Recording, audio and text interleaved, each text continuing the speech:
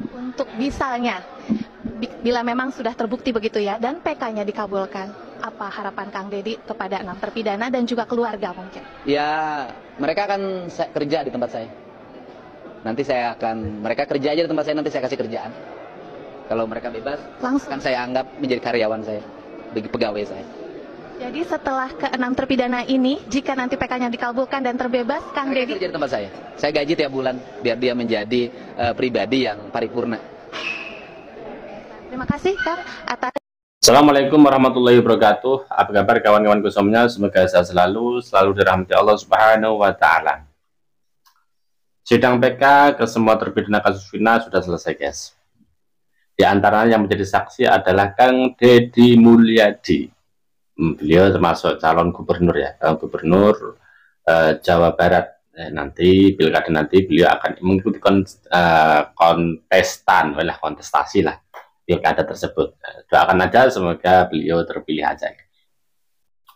Kemudian dalam beberapa keterangan yang Kang Deddy sampaikan, Kang Deddy menyampaikan seperti dalam video tadi bahwasanya Kang Deddy nanti akan kalau benar-benar si ketujuh terpidana ini, semua terpidana ini nanti kok bebas, ya, bebas PK-nya dikabulkan kemudian bebas, maka Kang Deddy akan mengangkat mereka semua untuk menjadi karyawannya. Kang Deddy sendiri akan menggaji tiap bulannya. Jadi mereka bekerja di tempat Kang Deddy. Kang Deddy sendiri yang akan langsung menggajinya. Mantap Kang Deddy. Betapa pedulinya Kang Deddy kepada semua terpidana ini, guys. Siapa yang enggak kagum dengan kepedulian Kang Deddy ini? Meskipun dalam persidangan banyak yang ada yang menentang, dari jaksa itu sudah biasa. Dan intinya kami sangat berterima kasih juga sama Kang Deddy ya, banyak konten-kontennya yang sangat mengedukasi kami. Langsung aja kita lihat video selanjutnya, guys. Sudah bersama dengan Kang Deddy Mulyadi. Halo Kang, apa kabar? Ya, kabar baik. Ya, Kang tadi kan sudah memberikan keterangan begitu ya terkait kesaksian. Seperti apa sih yang didengar melalui kesaksian-kesaksian yang sebenarnya sudah sempat curhat gitu ya lewat podcastnya Kang Deddy. Nah, tanggapannya Kang Deddy sendiri bagaimana terkait tadi pandangan yang berbeda dengan jaksa begitu terkait keterangan dari Kang Deddy? Sebenarnya enggak, persidangan kali ini paling menarik ya, karena jaksa tidak punya pandangan yang berbeda. Jaksa itu hanya mengkoreksi metodologi saya wawancara. Tapi kan metodologi itu bisa diperdebatkan. Tetapi dia mengkritisi metodologi ketika wawancara Ibu Nining. Tetapi kan wawancara bukan hanya Ibu Nining, banyak orang yang saya wawancara. Artinya metodologi itu bisa gugur dengan wawancara yang lain. Itu kan pandangan dan boleh orang berbeda pandangan. Dan pada aspek-aspek lain jaksa kelihatannya enggak ada yang menentang apapun yang saya sampaikan ya. Bahkan saya ngomong secara hati, Bapak ini sama dengan saya, yang bedanya tugas Bapak memang harus itu hari ini. Tadi juga ada sebuah momen spesial begitu ya yang saya lihat bagaimana setelah memberikan keterangan kesaksiannya Kang Deddy memeluk langsung para terpidana. Bagaimana Kang perasaannya, bisa digambarkan momen tersebut Kang? Ya, saya ini kan anggaplah bapak dari mereka ya, karena saya orang yang dituakan lah. Ya momennya ya sedih lah. Gimana sih orang dilahirkan ke dunia kemudian harus mendekam di penjara seumur hidup tanpa merasa melakukan perbuatan yang dituduhkan dan yang didakwakan? Gimana sih? Udahlah, itu peristiwa hidup yang paling buruk dalam sepanjang hidupnya. Di seumur hidup loh. Kalau penjaranya 5 tahun mungkin masih ada harapan. Penjara 10 tahun masih ada harapan. Jessica 20 tahun ada harapan bisa balik. Ini seumur hidup. Kalau seumur hidup kan hidupnya sudah nggak punya harapan. Satu-satunya harapan adalah PK. Ini adalah pintu terakhir. Orang mempertaruhkan hidupnya itu sekarang gitu loh. Gimana kita tidak merasa tersentuh, tidak merasa sedih? Kalau tidak sedih ya bukan manusia.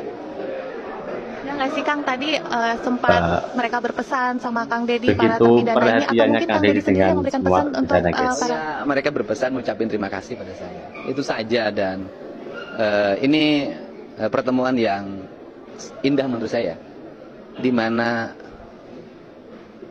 warga yang tidak berdaya punya harapan. Dan saya merasa bersyukur dalam hidup ini masih menjadi salah satu harapan bagi mereka. Saya ngeliat ini kayaknya Kang Deddy tersentuh banget ini ya pada saat memeluk. Ya, saya kan hidupnya pakai hati. Kalau hidupnya pakai hati ya kayak gini, kadang-kadang terlalu cengeng. Tapi Kang, tadi ada satu kata-kata yang luar biasa sih pada saat berbicara bahwa ini lebih penting dari sembako karena ini berurusan dengan kemanusiaan. Kenapa bisa seberani dan selantang?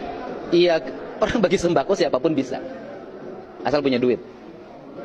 Tapi orang menolong orang dalam keadaan terpidana, tidak semua orang bisa. Punya duit belum tentu punya nyali. Punya nyali belum tentu punya duit.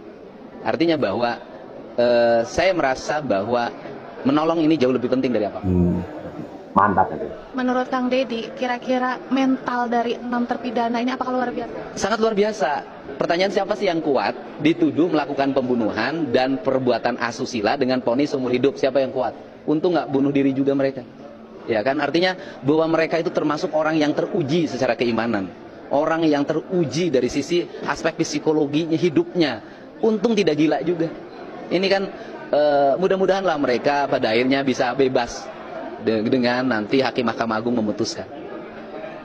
Kang Deddy pun menguji apa itu memuji mereka, guys. Begitu ya. Ini kan mereka itu sangat saksi-saksi yang akhirnya mau berbicara di persidangan dituduh, begitu. Tapi sebenarnya pertama kali justru berani melaporkan ke Kang Deddy, bukan ke aparat penegak hukum. Nah, latar belakangnya Kang Deddy sebagai seorang politikus, bahkan pernah menjadi pejabat publik dan sempat duduk juga sebagai anggota DPR. Bagaimana Kang melihat fenomena yang sebenarnya ini, ya gimana ya kalau misalnya bisa dibicarakan, luar biasa sebenarnya. Ya kan begini, kan kalau ke saya mungkin lebih mudah untuk bertemunya dan tidak memiliki beban psikologi, kan gitu. Dan kemudian dia beranggapan saya bisa mencari jalan terhadap kesulitan yang mereka miliki, karena mereka kan rata-rata percaya pada saya kan lihat medsos, gitu loh. Nah kemudian ya saya bersyukurlah menjadi orang yang dipercaya menjadi tempat curhatnya warga. Sebagai tokoh masyarakat, boleh minta pendapatnya Kang Deddy, jika misalnya ini kan ada beberapa saksi di persidangan memang sempat ditanya, kenapa tidak langsung ke aparat penegak hukum, kenapa harus ke Kang Deddy dulu gitu untuk menceritakan atau memberikan kesaksian. Nah, dengan latar belakangnya Kang Deddy, bagaimana pandangan, sebenarnya apa yang perlu diperbaiki, berarti apa yang perlu diperbaiki? Menurut saya sih karena rasa sungkan saja. Karena rasa sungkan ya mereka lebih mudah bertemu dengan saya dibanding dengan yang lain. Sehingga ke depan mari kita hilangkan kesungkanan warga untuk bertemu dengan siapapun, ya kan? Bertemu dengan aparat penegak hukum, bertemu dengan anggota DPR, bertemu dengan bupati, wali kota, gubernur, menteri. Hilangkan rasa kesungkanan itu. Bagaimana cara menghilangkan rasa kesungkanan? Ya diri kita harus melekat dan mendekat dengan warga agar warga tidak sungkan ketemu kita. Berarti apakah Kang Deddy punya pandangan juga, berarti apakah setuju memang harus ada pembenahan-pembenahan dari institusi? Iya, menurut saya sih ginilah, institusi itu kan melakukan perubahan dalam setiap waktu. Setiap perubahan pasti ada kekurangan-kekurangannya. Ya kita berharap semua institusi di Republik ini pasti dalam waktu ke waktu melakukan pembenahan-pembenahan dan tidak mengulangi kesalahan yang pernah dilakukan. Karena yang paling pertama nih ya Kang Deddy, justru yang dari awal melakukan penelusuran langsung ke TKP, bahkan banyak saksi-saksi yang berbincang atau bersaksi langsung dengan Kang Deddy. Kira-kira awalnya kecelakaan tiba-tiba jadi kasus pembunuhan dan sekarang berusaha dibuktikan lagi untuk diungkap bahwa ini adalah kasus kecelakaan. Menurut Kang Deddy, kira-kira kasus ini terungkap kebenarannya seperti apa? Ya terungkap kebenarannya karena ada orang yang berani berkata. Ada orang yang berani diwawancara dan ada orang yang berani menyatakan kesaksiannya adalah benar di depan notaris yang pada akhirnya berani bersaksi di pengadilan. Nah ini kan semuanya bertingkat. Nah bertingkatnya itu ada tradisi orang Sunda itu, termasuk orang Cirebon juga kan Sunda Cirebon, yaitu orang kita ini kalau sendiri nggak pernah berani, tapi kalau banyak kan nyalinya nanti tinggi. Masuk. Mulai berani, akhirnya banyak saksi-saksi yang muncul ini karena dimulai. Orang Indonesia itu harus dimulai. Kalau nggak dimulai nggak akan ada yang berani. Karena dimulai akhirnya orang semuanya punya nyali. Kan di Indonesia biasa punya nyali kalau rame-rame. Tapi menurut Kang Deddy sendiri, apakah kasus yang sebenarnya terjadi di 2016 silam ini akan benar-benar terungkapkan? Apakah ini peristiwa pembunuhan atau? Kasusnya kan sudah terungkap, ya kan? Tinggal putusannya. Nanti kalau putusannya itu adalah mereka dibebaskan, maka ini kesempatan bagi Polri untuk melakukan penyelidikan ulang. Nah nanti kalau sudah dilakukan penyelidikan ulang, nanti bisa ditemukan apakah ini adalah pembunuhan dan perbuatan asusila atau ini adalah kecelakaan, dan itu urusannya penyidik. Dan penyidik pun sekarang kan sudah terus melakukan penyelidikan, kan saksinya sudah pada diperiksa di Bareskrim. Saya pikir ya mungkin sebenarnya mereka tuh udah senyum sih. Gitu. Kita ini ngobrol kan bukan hanya ketika ngobrol dinas. Coba ngobrol secara pribadi. Pak, udah deh kesimpulannya sama. Saya udah ngomong dengan beberapa orang, dengan yang punya otoritas, tapi ngomongnya pribadi gitu loh.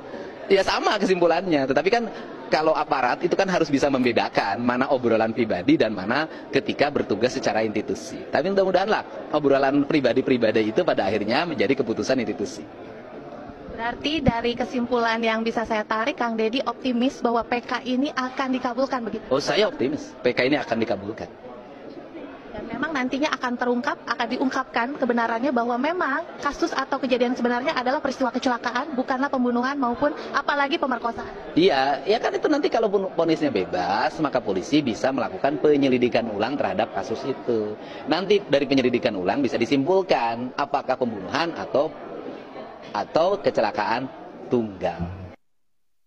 Di antara keterangan-keterangan yang disampaikan Deddy, bahwasanya Kang Deddy waktu persidangan itu dicerca jaksa sampai segitunya, ya emang itu sudah biasa, emang jaksa ya semacam itu. Jadi emang jaksa pada waktu itu ya harus menyampaikan hal semacam itu, dan Kang Deddy harus menyampaikan hal semacam ini. Tapi secara keseluruhan adalah Kang Deddy menyimpulkan antara Kang Deddy dan juga jaksa ini ya sama, cuman berbeda dalam metodologi aja. Yang dikritisi kan dalam Kang Deddy mewawancarai Bu Titin aja itu kan. Itu dari keterangan Kang Deddy. Jadi Kang Deddy ya termasuk hebat juga guys ya. Bahkan masalah sembako pun juga disinggung juga sama si jaksa kan. Disinggung. Ya kalau orang membagi sembako tuh ya hampir semua orang bisa. Hampir semua orang bisa asalkan punya duit kan begitu. Tapi kalau peduli dengan hal-hal semacam ini, itu ya meskipun punya uang belum tentu juga. Dan itulah yang praktikkan oleh Kang Deddy. Jadi Kang Deddy sangat peduli dengan manusia, ya, khususnya yang ada di Jawa Barat, karena beliau penetapannya ada di Jawa Barat. Beliau ya bukan penasihat hukum, tapi sering membantu orang-orang yang benar-benar membutuhkan. Maka untuk warga Jawa Barat harusnya bersyukur sekali ya. Kita sebagai warga Indonesia pun juga bersyukur mempunyai orang seperti Kang Deddy yang sangat peduli dengan rakyat kecil, dan khususnya kepada warga Jawa Barat ya, harus bersyukur punya sosok jadi pemimpin juga lah, sosok pemimpin, sosok tokoh masyarakat yang seperti Kang Deddy, yang selalu mendukung rakyat kecil, menolong rakyat kecil. Dengan adanya sidang PK yang sudah berakhir ya, jadi sidang PK ini termasuk menjadi harapan bagi semua terpidana ya. Karena apa? Semua terpidana ini kan divonis umur hidup kan. Divonis umur hidup. Jadi harapan untuk hidup, untuk melanjutkan sesuatu itu ya nggak ada. Karena apa? Sudah divonis seumur hidup. Nah, dari situ kita bisa belajar guys. Dari situ kita bisa belajar. Mereka kuat loh.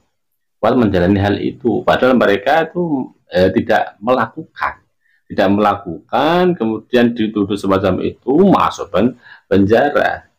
Mereka sangat kuat sekali. Jadi dengan adanya semacam ini menguji keimanan mereka, meskipun dalam keterangan-keterangan mereka ya masih suka dulu maksudnya masih suka minum ciu lah dan sebagainya. Tapi untuk menjalani proses ini mereka sangat kuat sekali ya. Nggak pernah melakukan hal itu, dituduhkan, kemudian ada kata itu terjadi pada kita, mungkin